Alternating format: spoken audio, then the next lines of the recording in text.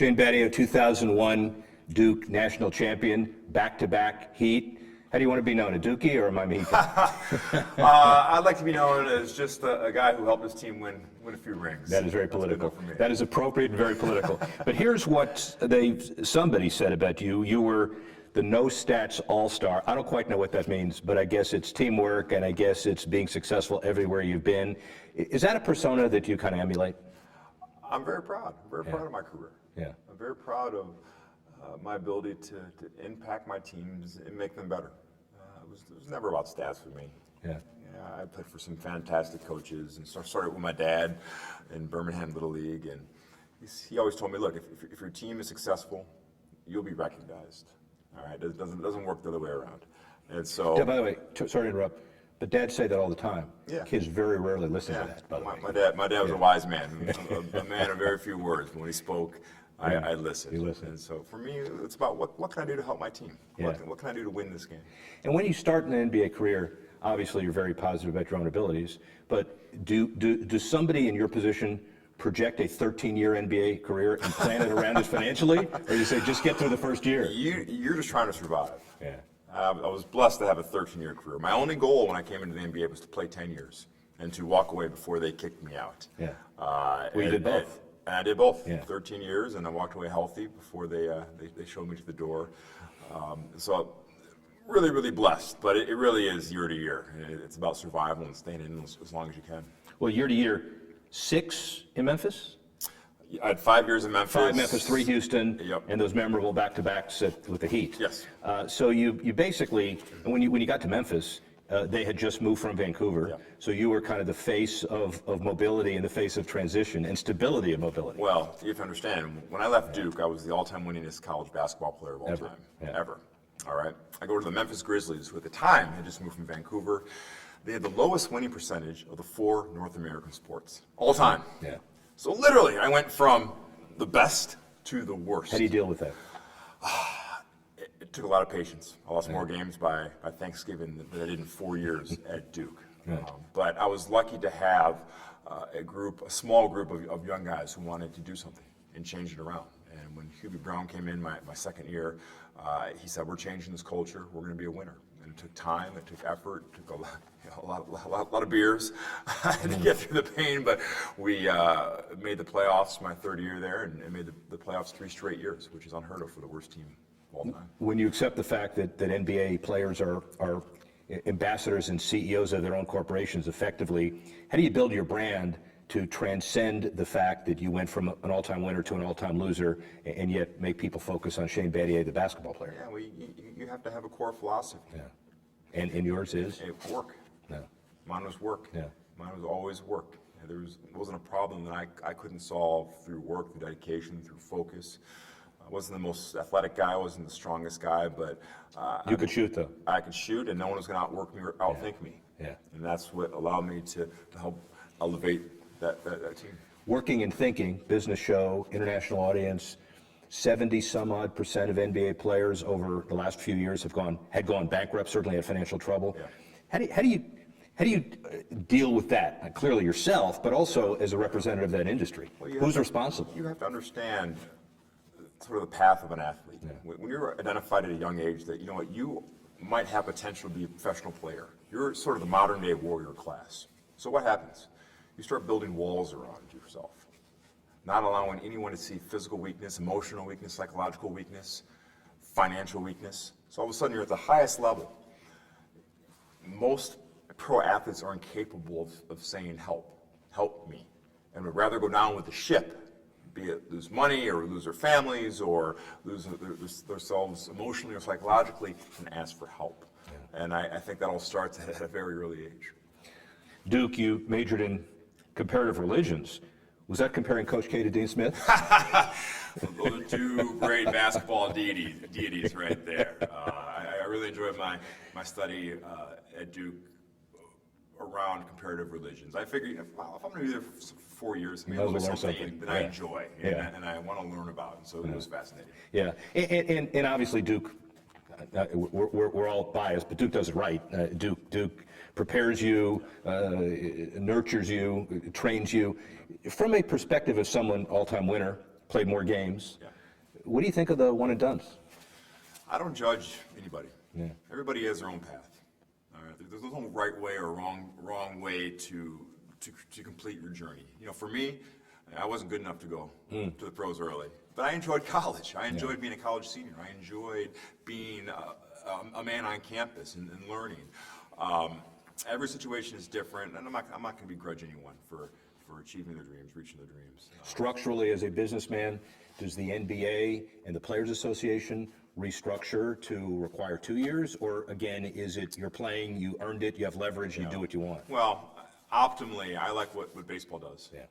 I think if you go to college, I think 2 years is beneficial for everybody. Yeah.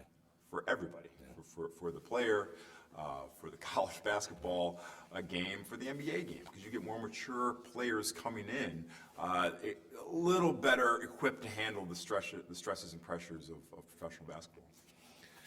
Back-to-back, interesting, 2011, we all know what you did in Miami and how it was perceived. Great team, more than anything else as well. What was it like playing with LeBron and also advancing the team philosophy? Yeah, it was dynamic. It was never a dull moment. Yeah. You know, whether it was, we got into a hotel at 4 a.m. and people were waiting to see LeBron and D Wade, but Thought it was for you? You think it was for you? No. There were some grandmas there to see me, but you know, it was such an amazing team atmosphere. There was a true love and a true care for each other, and you know, you have to have talent to win big, but talent alone doesn't win you big. You have to have culture, you have to have love, you have to have caring, and a shared responsibility and sacrifice. And that's what was special about those Miami Heat teams. Conscious business brand building effort to have tent poles of a Duke championship and 2 back-to-backs and sustain your brand in the middle. Well, I never looked at it that way. Okay. Again, it's about work. Yeah. It's about creating trust, creating competency, being valuable to those in my circle. And I knew if I did that and did that consistently enough, the purity of that journey would elevate my teams, and I was lucky to do that at the highest level. Yeah. Tell me about the Battier Take Charge Foundation. Yeah, well, I live by a very simple motto: do well, do good. I've had a lot of blessings in my life. I've done extremely well in my basketball life and off-the-court life, but it's hollow if I can't help others. And so I feel very strongly about the power of education, and it's my duty, my responsibility to be able to unlock others' potentials through higher education. So that's the cause that I'm passionate about, helping people reach their dreams through education. Rumor has it you were pegged to succeed Carl Levin, the Michigan senator, after his 2013 retirement, and whether you were called or not is not relevant to this question. Why not politics? I have a few things on my bucket list before I even consider that. I climbed Machu Picchu earlier this year. I want to become, Politics is harder. Much harder. I want to become like a 5 or 6 handicap golfer. Much harder. And I want to be a dad, most importantly. I want to coach my kids. And so when all that's done, who knows where I'll end up. Well, certainly the mountain climbing and the golfing, that's relatively easy compared to dealing with the discourse that people notice with politics.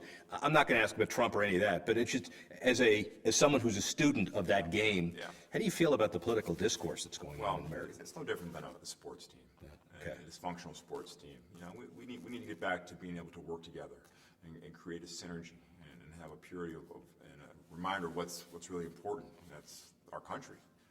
And we get caught up in personal dogma often.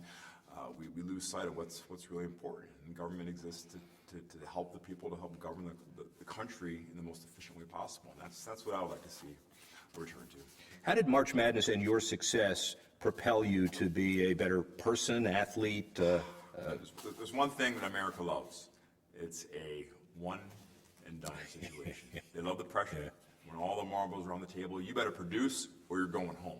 And the pressure of March, nothing like it. Nothing like it. Knowing if I had a bad game, we might be watching the rest of the tournament at home. So once I got to the NBA, I said, look, I've played in games that have much higher stakes than Tuesday night in Milwaukee.